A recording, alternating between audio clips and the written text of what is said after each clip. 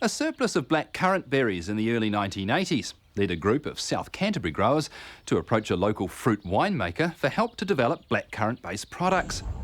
The result of that collaboration was Barker's True Fruit blackcurrant syrup, and it was influential in the growth of the company Barker Fruit Processors. We're fruit processors. We process fruit and vegetables. We make fruit jams, fruit chutneys, fruit sauces, fruit juice syrups, and a whole range of fruit and vegetable products for the food service, cafe, catering market. Dad was an innovator, and he was driven by what can I do to try and earn a bit of supplementary income.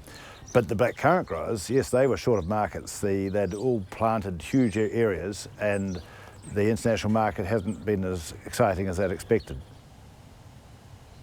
The culture of Barker's is all about Geraldine, it's all about fruit, it's all about family, and it's all about innovation. And that was where Dad has influenced the company's culture right through till today. We think innovation, and we think about making the best products in every category that we can possibly make. We don't think about making cheap products, that's not our job in life.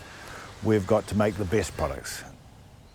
Our relationship with our growers is pivotal. We often don't usually have contracts with our growers. We just work with them for a long, long time, and we trust each other, and we take a long-term view of the relationship. Blackcurrants are a crop that we've been growing since the late 70s. They're a perennial crop, so what we're looking at around us at the moment is the early spring growth. We usually plant the blackcurrants as a cutting from one of the branches on the blackcurrant bushes, and that's planted during winter. There's a planting program that's going on every year. There usually is about 20% of your plantation at any one stage that's either cut down or replanted or growing from plantings. The crop will be in production for around about 15 years after it's planted.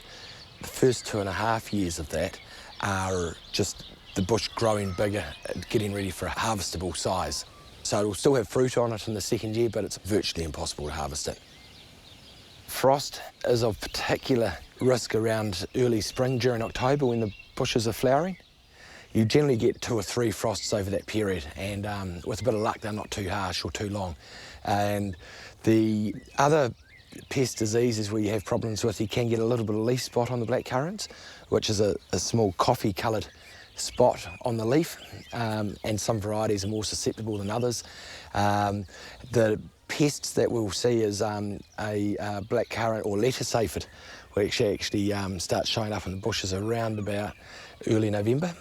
And the other diseases you've got in there are the currant clearwing, which is a moth, and that lays a small larvae which actually bores up the inside of the cane.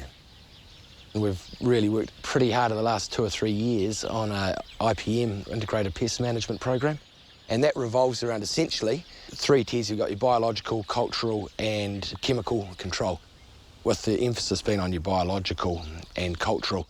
And all that means essentially is that where you can, you encourage beneficial or parasitic insects to flourish or thrive in the plantation. And these things like parasitic wasps, lacewing, hoverfly, and they will parasitise or predate on the nasties, particularly the aphid. The common control method for the currant clearwing has been what we call a mating disruption lure.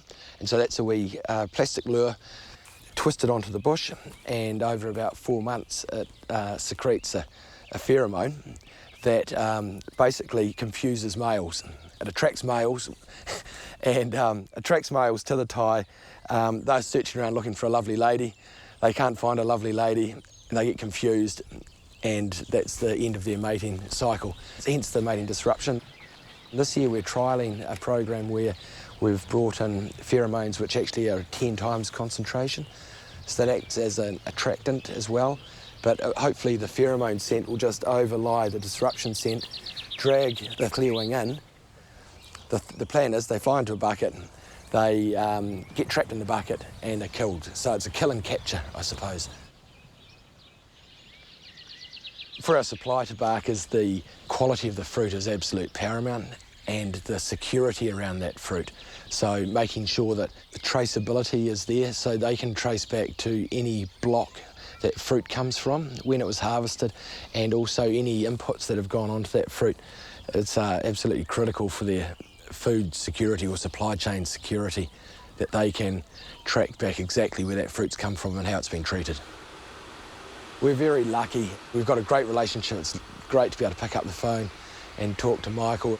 Occasionally with Blackcurrants you get a horrific weather event or something that can destroy the volume of the crop, and being able to pick up the phone and talk to someone one-on-one in a friendly manner is just worth its weight in gold. It's very satisfying, and it's good when you see their product on the shelf and seeing that it's your product in there.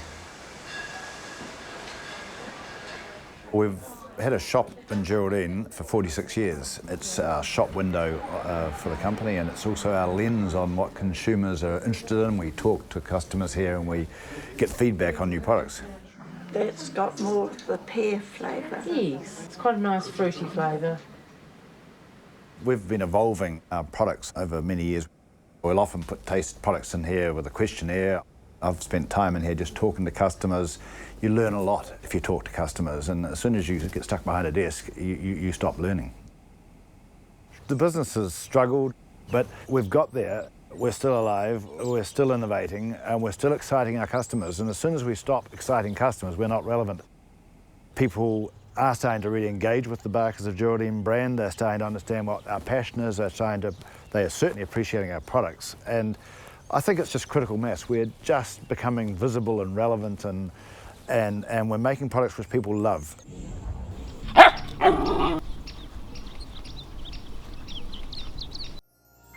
This program was made with funding from New Zealand On Air.